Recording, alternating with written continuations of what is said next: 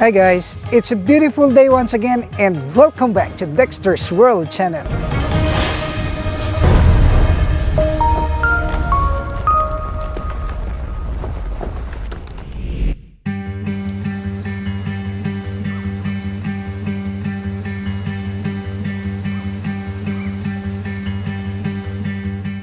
Well, many people have asked, Dexter, how did you manage your time? Are you not stressed with the things that you're doing? You've been, into the office, and then you also have this pet store. And you have this everyday vlog.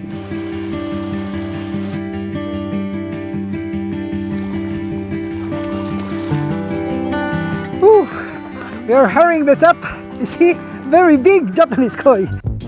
My principle in life is to avoid overthinking about the future, because it's my principle to trust upon the Lord, fully trust upon the Lord, because I believe that what my strength can do is just a dot of what God can. So for me to be able to avoid stress, I will stop overthinking, I will just do my best, and then let God do the rest.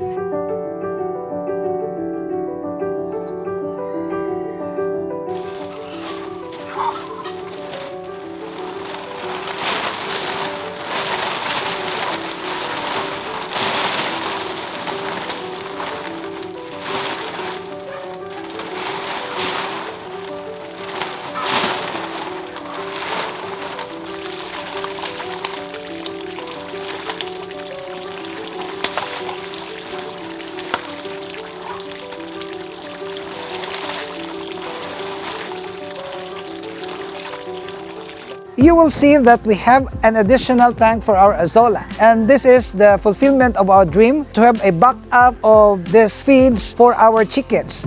And it is my dream to construct for this year more than 10 boxes, big boxes of this Azolla, to support the thousands of chickens, ducks, and even in the future quails and rabbits for this farm. And it is very important to minimize the expenses for the food. That is why we are doing this.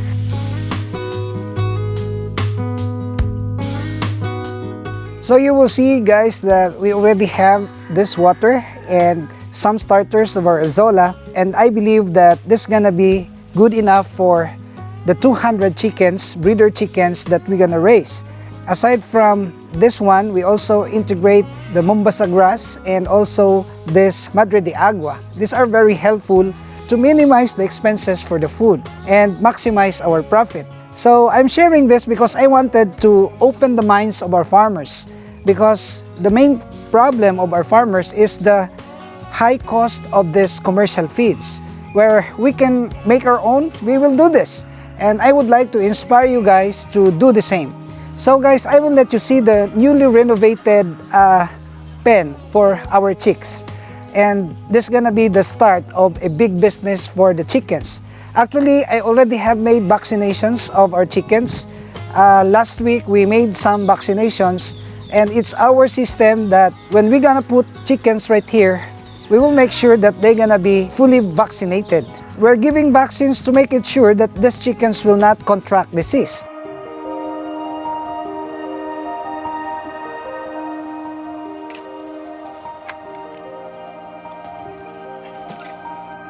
And you will see that we made some adjustments. I decided to just change the flooring because last time we actually had difficulty in cleaning the dung of these chickens. It will require us much time. That is why I decided to just change this with this welded screen. And this welded screen is really highly recommended. And you will see also that this cage is elevated from the ground of at least 1.5 meters. The reason for this is to prevent the chickens from being exposed so much to the ammonia, because their dung will produce ammonia, and too much exposure of these chickens these chicks will eventually also become detrimental to their health. And we are really trying our effort. We're making some adjustments.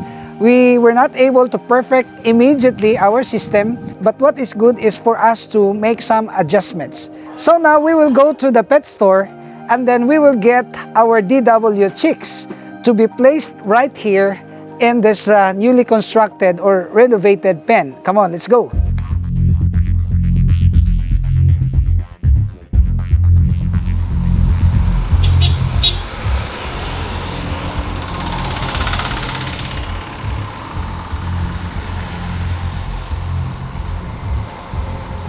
So guys, we are now about to load our DW chickens, and I'm so happy with their new home, and I know that they will really survive and they will grow very fast because of the diet that we are actually now have discovered.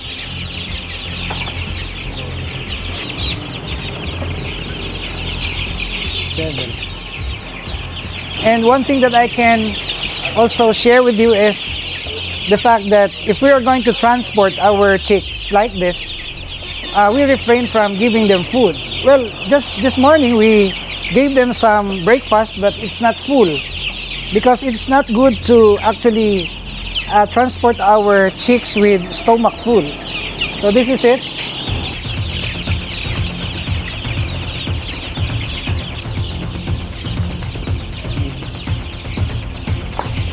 So our intention is to produce chicken meats during this Christmas season, and maybe before Christmas this will already weigh around 2 kilos. So if there is a need to dispose them at a lighter weight, of course we will do this, because in the market they wanted to buy less than 2 kilos of meat. I mean, they wanted to buy the younger ones. So if we will allow this to grow up to 3-4 kilos, then it's really now difficult to dispose them, and they are not anymore saleable at the market.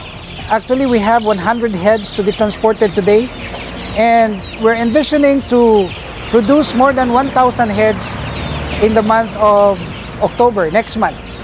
So our incubator is loaded with eggs of these native chickens, and we are scheduled to hatch more than 1,000 this coming November. Maybe by the month of October we can hit the target, which is 1,000 heads. So guys, you will see now that we have 102 heads of this native chickens, and we are about now to load this to the farm, and we expect to harvest them 2 months or 3 months from now.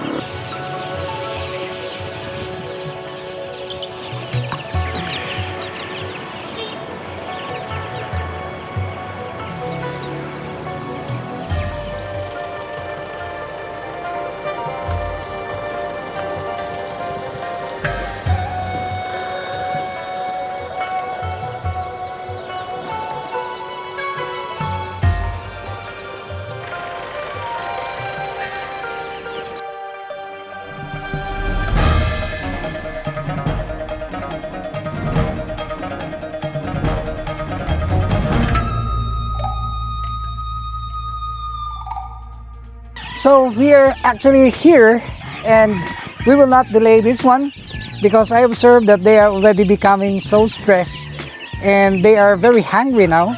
So what we're gonna do is, of course, we will feed them immediately with their favorite food, which is the mix of this commercial pellet, and we will give them some Azolla.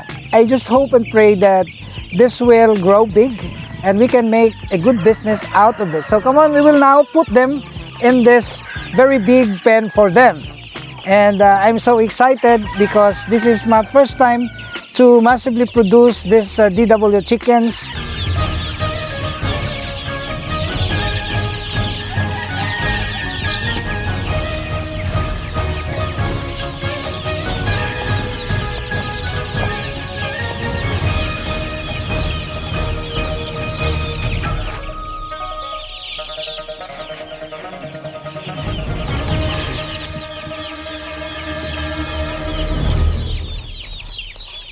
So we will now place them here in this newly renovated pen, and this is very suitable for these chicks.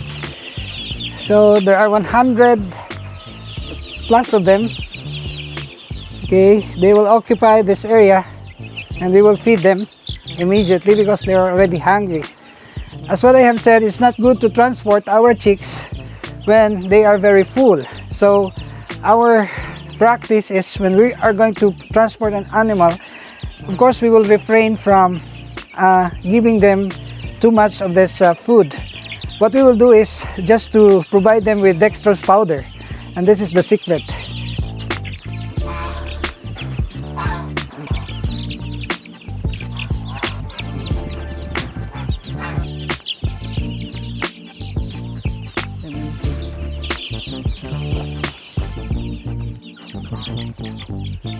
So we will not delay the food, because if they will go hungry, there's the tendency that they will fight with each other. So we will give this commercial pellet mixed with this Azolla.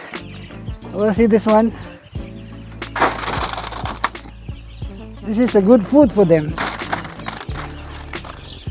Less expenses, and we can ensure their health. And we will give this to the newly arrived chicken. Come on guys, eat this one. I'm sorry. Come on, you eat. Go and eat.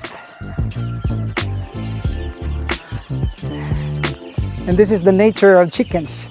When they are new to the environment, they will really have to make some adjustments. And you will see that they are beginning to eat now. And we are actually making our effort of, putting welded screen at the flooring. We'll start here, right there, and then as soon as we're gonna complete this one, we will bring also the other batch of chicks that are there in the pet store right now.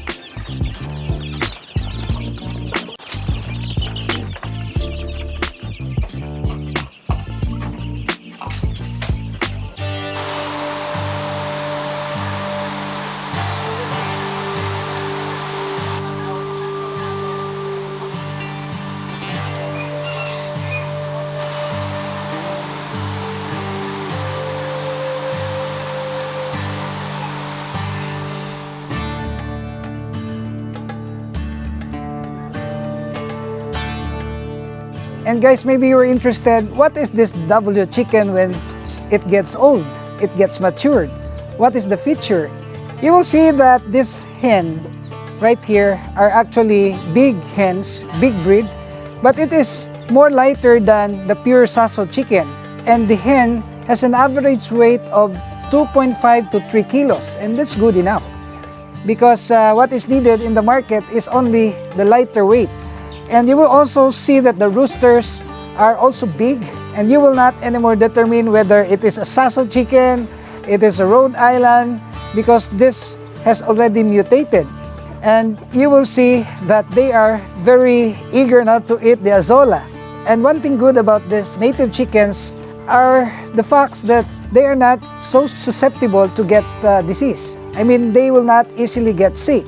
And we only use lesser commercial pellets, and the bulk of the feeding, actually now the 60% of the feeding is composed of this Azolla, and it works good. In fact, we can see that the hatchability and the egg production is not at all affected. So these are the encouragement that we're gonna tell to our viewers, to our followers. And in fact, my goal for creating this channel is to influence people, to open their minds that everything can be done if you are just resourceful and of course with perseverance, and the last thing is trust in God. And I have good news to the fish lovers, our followers who love fish. Well, we will start our guppy farm here. And you will see that we already have emptied the 2 tanks, and right there we will proceed to emptying this one also this afternoon. And then in our next video, we will be putting some goldfish and guppies and bettas right here. So this is an integrated farming as what I have promised. And in fact, I have here some fingerlings of this oranda. We have bred this one so massively. This is a mix of calico and oranda, and it has also beautiful colors and bodies you see here. And they will occupy this box.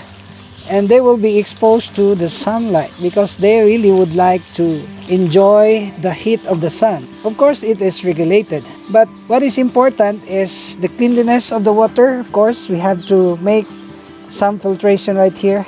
So this will be our nursery for our goldfish, catfish, our Japanese koi. See, they have so many food right here because we can just get the dapnias right at the rice field. Okay, go out, go out, go out. And allow me to just give you some tips about this goldfish raising. You will see that this tank had already algae, meaning we put some water right here, we expose this to the sunlight to develop algae. We will just put some fish food and then it will be converted to algae, and then we will put the goldfish. And even if you will not feed them, they will survive because of the algae that is really readily available for them. So these are the things that we can share with you so far. I hope you will continue to like and share our videos, and you will subscribe if you are not subscribed to this channel. We're uploading videos every 3 to 5 days only here at Dexter's World.